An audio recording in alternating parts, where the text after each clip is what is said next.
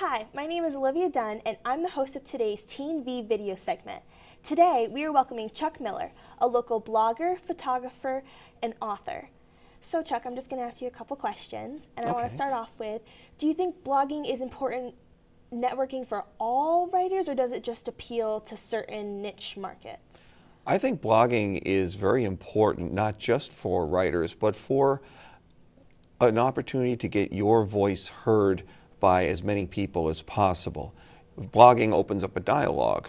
You get comments from people who read your blog. They may not like what you write. They may enjoy it. They may share it. They may consciously challenge you on your subject. And you seem very consistent. You've been blogging every day for the past 4.5 years. You haven't missed one. So how do you deal with writer's block? Because it definitely comes when you're writing every day.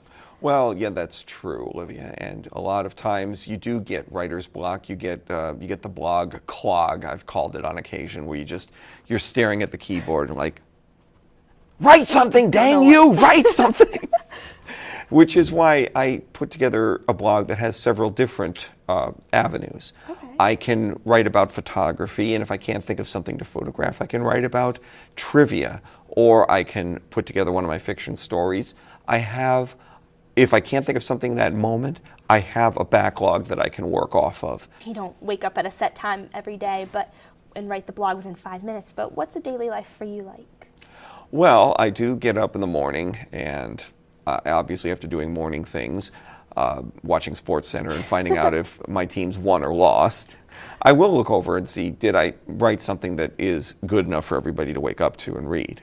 And sometimes I'll have that written the night before and actually have it timed to go live maybe at about 4 or 5 in the morning, so I can sleep in a little. Okay, yeah, give yourself a little time. I do have a day job. I have a couple of day jobs. I work downtown. I work in a basketball league overseas over in Canada, and I also have some free time. Now there are occasions when I'll be driving along and I'll have 1 or 2 or 3 of my cameras in the car with me. Yes, I do say 1 or 2 or 3 cameras, and I may just get out, take some pictures, go out someplace where I've never been before and just see if I can capture something that hasn't been captured before. Hey, that's awesome.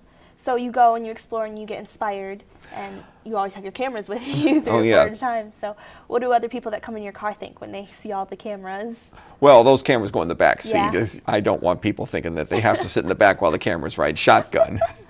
But I do have a lot of friends who appreciate what I do with my photography. Some of them have actually bought prints for themselves or for their friends.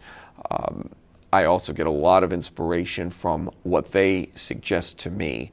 I've had one person say to me, Chuck, you need to go to this location and take a picture. I'm like, oh, all right. I go there. It's probably 5 degrees below zero. And I'm climbing out of the car. There's like 4 feet of snow, and I'm trudging through the snow, and I get to this spot, and I'm like, you know what? This is a good spot to take a picture. And I just sat there and started shooting for about maybe 20, 30 minutes until the frostbite kicked in, and then back to the car. Back to the car, full blast, heated up, and those pictures are getting entered in competition this year. That's awesome. So, did you ever think that you would be a writer and a photographer? Is this what you planned for yourself? We never think ahead about what we plan for ourselves. I mean, if I was doing that, I would, be third baseman for the New York Yankees. I would be on a hot sitcom right now. I would be, you dream about what you think would be fantastic in life, and then life actually takes you in a different direction.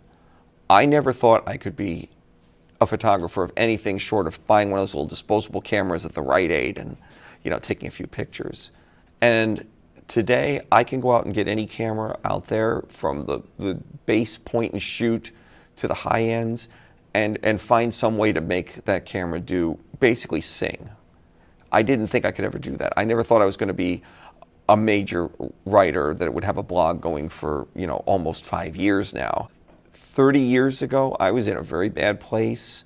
I had moved around for years and years. I was actually out of school for about a year, and I thought the only thing in my future was pumping gas at a gas station or sweeping floors.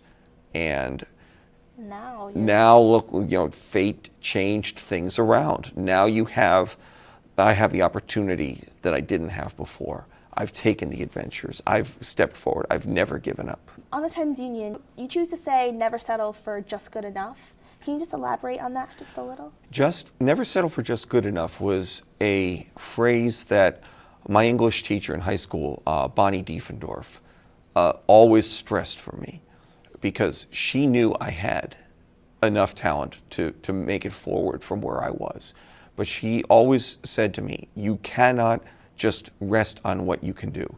If you can run a mile, run 2 miles. If you can, row a boat like 1 knot, row it 2 knots. You have the ability. Don't ever settle for you're just good enough. You can do this. And that's been a mantra that I've followed for many, many years. I still follow it today. You have the opportunity, take it, do it. Don't waste it. That's inspiring, and it's something good to live by. Well, thank you so much for coming to talk to us today. It was really nice meeting you, and I really loved hearing your story. My name is Olivia Dunn, and you're watching the TeenV channel. Until next time, goodbye.